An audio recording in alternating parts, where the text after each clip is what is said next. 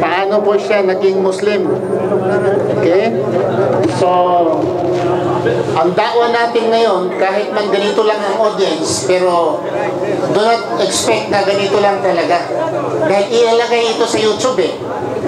So, sa madaling sabi, buong mundo ang makakita nito. Kahit magsalita ka dito mag-isa, just expect na ito ay ipalabasin natin sa YouTube at may programa pa ngayon na siguro ipalabas nila sa live sa Facebook live ha? Pero sa YouTube mga clippings ipalabas po namin dito. So ang ating pong tagapagsalita, siya na lang po ang magpakilala sa kanyang sarili. Ang topiko po ng kanyang tatalakayin ngayon, paano siya nag-Muslim. Okay, Brother Abdul Karim, sa iyo po ang microphone.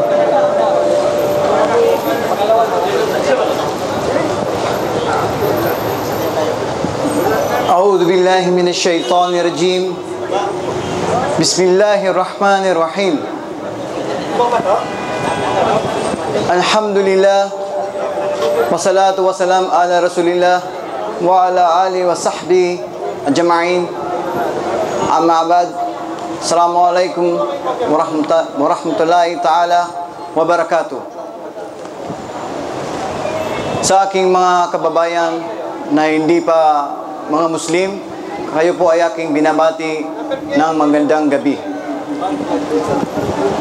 Ang aking pong topic sa ngayong buwan na taglamig ay kung paano ko niyakap ang pananampalatayang Islam. Ako po ay si Reynaldo Alamares. Nung ako po ay Kristiyano pa, ang aking pangalan. At sa ngayon, ako po ay si Abdul Karim. Ako po ay lumaki sa bayan ng Bicol, sa Daraga, Albay. Ako po ay napadpad ng Qatar o napunta ng Qatar noong taong 2007. Marami po akong naging experience at natuklasan dito sa Qatar. Unang-una sa aking trabaho, napakahirap po magtrabaho ng isang manggagawang nasa abroad. Ako po ay nagsimulang magtrabaho sa isang construction bilang helper lamang. Alhamdulillah.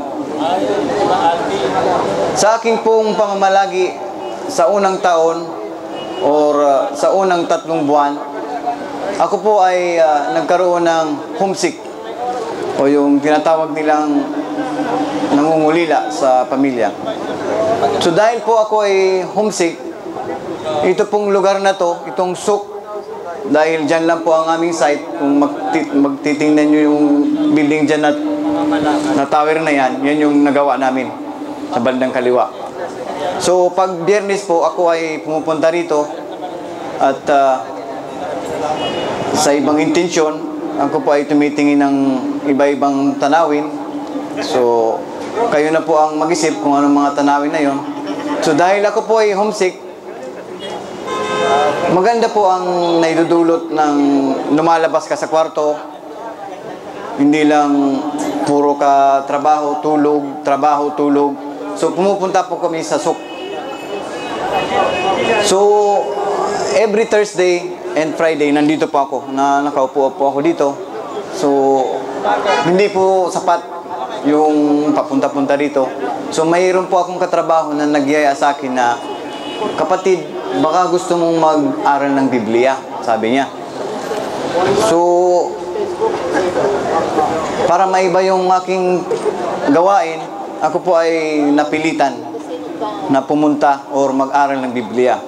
Unang-una, ako po ay naakit kung paano sila, ang ating mga kapatid na kinabibilangan ng sektang ang dating daan. So mayroon pong mga kasamang mga sister na may mga lalaki rin na niyaya nila ako na mga brother na may mga kasama mga sister. So sinabi nila sa akin, bro, mag-aral tayo ng Biblia. So sumama ako. So every Thursday yun. So sa aking pag-aaral ng Biblia, ako po ay nagtaka dahil kung paano po kami mag-worship or mag-aral, kami po ay paisa-isang pumapasok sa isang villa. So nagtaka ako, sabi ko, kung ito ang tunay na relihiyon, bakit para kaming nagtatago? At nung nandun na kami sa loob, mayroon din mga, anong tawag doon? Shock absorber ba yun? Yung mga foam doon sa bintana. So, nagtanong na naman ako, sabi ko, bakit may mga takip yung mga bintana? Sabi nung isang kapatid, ito daw ay para hindi marinig. Kung tayo ay may magtutugtog, ito daw ay hindi tayo marinig dahil bawal. Sabi ko sa sarili ko, kung ito ang tunay na relihiyon na ang aking inahanap, bakit nagsabi ng bawal? Dapat hayag ang tunay na relihiyon. So, ando na. Attend na ako ng lecture at nagtanong, pwede magtanong. So, lahat tumayo at nag-worship yung pastor at pinatay yung ilaw. Doon, nagtaka na naman ako dahil bakit pinatay yung ilaw. At lahat kami nagtira pa at humahagulgul yung pastor. So, yung kasama ko, sinisi ko niya ako dahil hindi siya naiiyak, natatawa siya doon sa pastor kasi kung humagulgul, hindi mo matanggap yung hagulgul niya kasi hindi namin alam kung iyak ba yun o tawa. Basta hindi may paliwanag. So hindi siya makapaniwala sa hagulgul. Bakit daw madilim tapos humagulgul? So nagkataon naman yung katabi ko, may katabi akong sister. So ganun pala pag mag-worship sa pananampalatayang Kristiyano, sa sekta ng dating daan, yung hawakan mo yung sister. So, mag-worship kayo, hawakan mo yung kamay niya. So, nag-iba na naman ang tema ko. So, dahil homesick tayo, alam mo yung negative sa positive, pag pinagtabi, may spark talaga yan. So, hindi na napunta sa worship yung kwan ko. Nag-iba ang intention ko. Nag-iba yung temperatura ng katawan ko. Sabi ko, delikado to sabi kong ganun eh. So pinailaw na, tapos nag-worship na nung nagpakilala na yung pastor. So nagtanong ako kung pwede magtanong. So yung tinanong ko hindi relevant dun sa topic. Ang sabi ng pastor, kapatid, hindi relevant yung tanong mo sa ating paksa sa ngayon. So pwedeng sa sunod na lang natin sagutin. At ang layo ng tanong mo. So, nag-isip na naman ako. Sabi ko, kung ito ang tunay na reliyon, bakit limitado ang tanong at hindi nasasagot? So, doon, on that day, sa araw na yun, nag-decide na ako na sabi ko, hindi na ako sasama. Sabi ko, kinausap ko yung Panginoon, sabi ko, Panginoon, kung ito ang tunay na reliyon, kunin mo ako, o baga, gabayan mo ako. Ngayon, sabi ko, kung ito ay hindi tunay, ilayo mo ako dito, sabi ko. So, nagsumpa ako sa sarili ko na hindi na ako sasama. Pumunta sila doon, binuksan yung van, andun yung sister na, brother, halika na, Bible study, ganun. So, sabi ko, hindi na, sa susunod na lang. So, doon mga kapatid, hindi na ako sumama. Dito na ako nilakad. Kung mas maganda pa ang tanawin dito, kaysa doon, sabi ko. Dito, iba-ibang lahi, kung minsan, pag naiihi ka, yun lang ang problema dito doon. Pupunta ako dun sa Karwa, mabaho. So, napunta ako dito ngayon sa itong fanar na to. Dito ako napadpad. Nakala ko nito, yung simbahan lang ng mga Muslim, bawal yung hindi Muslim. So, mayroon doon Pilipino na Ustad, si Ustad Isa Biago. So, nagtanong ako kung pwede mag-CR. Sabi niya, okay, pwede kapatid, kabayan, welcome. So, nag-CR ako. So, pag CR ko doon, nakita ko yung mga picture doon, mga prophet. So, nandun si Prophet Jesus. Ito na yung bottom line or paraan na pag-aaralan ko yung tunay na reliyon. So, nagtanong ako sa kanya, may pag-aaral ba dito?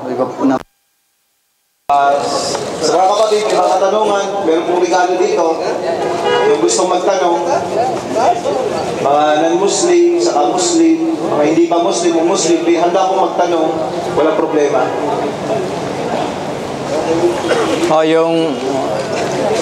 Yung gusto po magtanong, huwag po kayong magatubiling magtanong habang mayroon pa tayong ilang minuto, inshallah.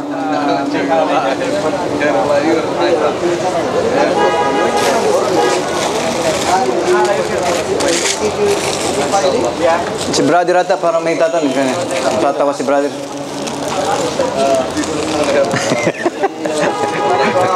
Wala ka na. Ayun, may tatanong ata siya. Okay, next Friday, I will be here. Or you will come tomorrow. Okay, and if you want to Omar? Omar already is from Omar, yes. I am from Omar. So we will come next Friday. Ito ang pinakamasaya ko gagawin bilang First morning and evening. But in the morning, Alhamdulillah. Actually kapatid, yun nga, yung kwento ko kanina, hinahanap ko kasi yung tunay na katuroan.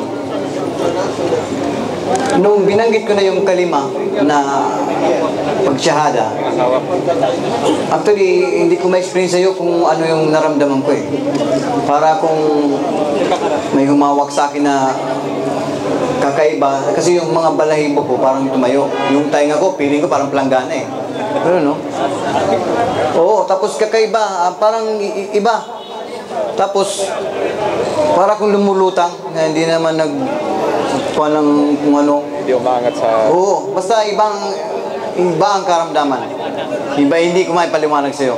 Pero yung, kung sa puso ko, basta, yung noon, di ba wala pa ako sa Islam, parang ang sikip. Nung araw din yun, brother, parang may sumabog dun sa loob, na napakagaan. Hanggang ngayon, pag nakikita ko ang kapatiran, tingnan mo tumawa ka lang sa kapatid, charity na Masya Allah. Tingnan mo, you give smile to brothers, you give charity. See? Alhamdulillah. Masyala. Yung pong sinasabi ni Brother Abdul Karim na umiti ka lang sa isang kapatid mo ay sadaka na o kawang-gawa na. Ayun po ay isang hadith ng Propeta Muhammad sallallahu alaihi wasallam. Kasi isa po yung isang kondisyon niya ng ang Propeta Muhammad sallallahu alaihi wasallam, ang propeta ng Islam, ay hindi mo siya makitaan ng pagsimangot sa kanyang mukha. Ganon po siya. Ang ngiti niya ay hindi lang para sa Muslim, kundi ang ngiti niya ay para din sa mga non-Muslim. So, ang pagngiti po, ito ay turo sa Islam na ang ngiti ay isang tawang gawa, ang sabi ng Propeta Muhammad. So, pag ginitaan mo ang isang kapatid mo, dahil sa ngiti mo, mapapagaan niyo kung ano manararamdaman niya. So, yun po ang suna ng Propeta Muhammad sallallahu alaihi wasallam. So, yung may dagdag po katanungan, may t-shirt pa dito. T-shirt, toothpaste, toothbrush. Our brothers with other nationality, you can ask question also regarding Islam. What is Islam? What is Quran? Who is Muhammad? Who is Allah? Lalo na po sa mga nangyayari ngayon, nagkakaroon tayo ng misconception about Prophet Muhammad. Kung sino ba talaga si Prophet Muhammad sallallahu alaihi wasallam. So, ma-explain namin. Inshallah, naghihintay po kami ng katanungan, mga kapatid. Brothers and faith. Ano po, tatanong ko po kung ano ang pinakamalaking pagsubok sa buhay mo nung ikaw ay pagluyakan ng Islam.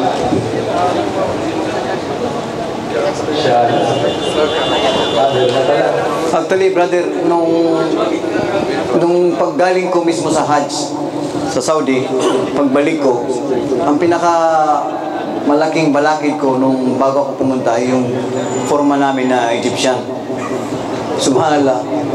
Kapatid, isa siyang kapatid din sa pananampalataya, pero kung magtrato siya ng tao, parang hindi Muslim. So, alhamdulillah, siguro dininig din yung dasal. So, mga kapatid, yung power pala ng dua, ng dasal, kung minsan, mayroon instant, mayroon the following day, the following month, mayroon the following day. So siguro, dininig yung dasal ko, pagbalik ko mismo, kasi yung balakid ko na yun, yung pinaka malaking balakid nung niniyak ko kay Islam. Kasi foreman siya sa construction, bawal yun eh. Binabawalan niya yung mga tao na magdasal. Subhanallah. Sabi ko, Muslim ka? Sabi ko, Muslim ako, babawalan mo ako magdasal. So, nung araw din yun, sinumbong ko yun. Pumunta ako dito sa Panar. Actually, itong Panar na takbuhan itong mga kapatid ng mga nagkakaroon ng problema. Alhamdulillah, napakalaki ng tulong ng Islamic Center na to. Once na may problema yung mga kapatid, Panar, takbo ka agad. Violation, Panar, pag-asawa, Panar, lahat.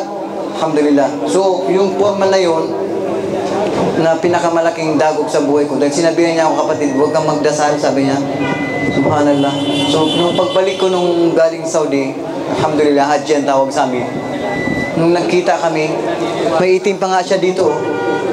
Sa noo. May itim. Tanda ng pagsusujud. Sabi ko, may itim ka pa naman. Sabi ko, actually, nakapagsabi nga ako ng masama, bad words nun eh. Ang sabi sa'yo, bro? Ako yung nakapagsabi ng bad words. So, inshallah, napatawad ako ni Allah. So, nung pagbalik ko, nung nagkita na kami, alhamdulillah kapatid, sinasalam niya ako kapatid. So, ganun pala ang power ng dua. Pag mayroon kayong kagalit, mortal na kagalit, karibal na kung ano pa, basta't kagalit, ipagdasal din nyo kahit nyo siya kagalit. At inshallah, dinggin niya yung mga dasal natin. So dininig siguro yung dasal ko, nung pagbalik ko, sinasalam na niya ako kapatid. Yun ang pinakamalaking dagok sa buhay ko. Actually sa pamilya ko, wala naman, tanggap naman nila. Alhamdulillah. Alhamdulillah. So, mga kapatid, malinaw po dito na ang pagiging Muslim, sa experience nga ni Brother Abdul Karim, ang pagiging Muslim hindi po sa nationality, na hindi pagiging Arabo o pagiging Amerikano o pagiging taga-Mindanao ay matatawag ng Muslim. So ang pagiging Muslim po ay wala po ito sa dugo, wala po ito sa lahi, kundi ang pagiging Muslim ay pagsunod sa Quran at pagsunod sa Sunnah.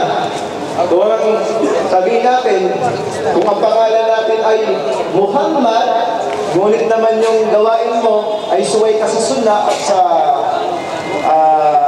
aklat ng Allah Subhanahu wa Ta'ala, ang Quran, taliwas yung ginagawa mo, hindi pwede po tayong tawagin na isang ganap na Muslim. So ang kahulugan po ng Muslim, para sa mga kababayan natin, hindi pa alam ang kahulugan ng Muslim, ang kahulugan po ng Muslim ay yaong mga nilikha na sumusunod, tumatagima sa kautusan ng nag-iisang Diyos. O sa pangkahulugan, yaong mga nilikha na kanilang isinusuko ang sarili sa kalooban at kautusan ng nag-iisang Diyos. So, sa madaling sabi, ang Islam, ang kahulugan po, ay kapayapaan, dahil siya ay galing sa salitang ugat ng Arabic na salam. It means kapayapaan. At sa pangkahulugan ay pagsunod, pagtalima sa kautusan ng isang Diyos. So, patuloy po natin yung question and answer sa mga kapatid natin na nais pong magtanong. Meron pa po dito regalo, t-shirt. Ustad, magtatanong ako. Marami pang t-shirt dito, mga kapatid. Open pa ang tanong. May tanong ka ulit? Dalawa lang t-shirt? Isa lang. Kasi Maraming tanong, Karim, para po sa mga kabayan na hindi po nila naintindihan masyado. Masasabi po ba isang Muslim, ang tao hindi sumusunod, tumatalima sa mga pasukan? siya lang ang may tutuwag daw. ang isang Muslim pag sumuway siya sa kalooban ng nag-iisang Diyos. Actually kapatid, yung tanong mo, doon na rin yung sagot. Kung hindi ka sumunod, kahit ikaw, tatanungin kita, na hindi mo susundin yung kautusan ko, sa tingin mo kaya kabilang ka sa akin? So, ibig sabihin, yung tao or nilikha na hindi niya tinutupad o hindi niya sinusunod yung kautusan ng dakilang tagapaglikha, nakakalungkot mga kapatid, hindi po siya matatawag na Muslim. Maring sa pangalan, sa nationality, ayun, Muslim yan, no? Tingnan mo. Pero kung yung ginagawa naman niya ay wala sa katuruan ng Islam, nakakalungkot kapatid, hindi po siya kabilang doon. Pero dagdag ko lang brother doon sa sagot niya na alhamdulillah, dahil tinanggap natin ang naging isang Diyos. Dahil sa pagtanggap natin sa naging isang Diyos, sabi nga yan, dito sa kalupaan, binigay ng Allah subhanahu wa ta'ala 1% lamang na awan niya. Ngunit, ang 99% na kanyang awa ay makukuha natin sa kabilang buhay, sa paghukom. Halimbawa, kung may Muslim man na hindi talaga siya nakakagawa ng mga kautusan ng Islam, nakapaglabag siya, ngunit wala siyang ibang pinapaniwalaan na ibang Diyos maliban kay Allah, yung tagapaglikha, inshallah, baka mabahagian siya ng 99% na awa sa kabilang buhay. Yung po ang pagkakaiba.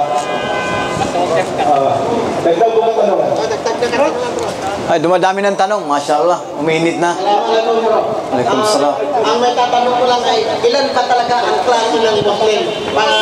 Bali paano ko lang sa yung sundot, diba? Yung sa naitanong niya. Ilan ba talaga ang klase? Kasi sabi mo rin eh, may mga pangalan lang sa Muslim, may pangalan lang sa... Ano ba talaga yung Muslim? Inshallah. Napakaganda. Bro, t-shirt. Alhamdulillah. Napakaganda na tanungan. Ano nga ba talaga ang Muslim? So, gusto tayo ni brother i-extract.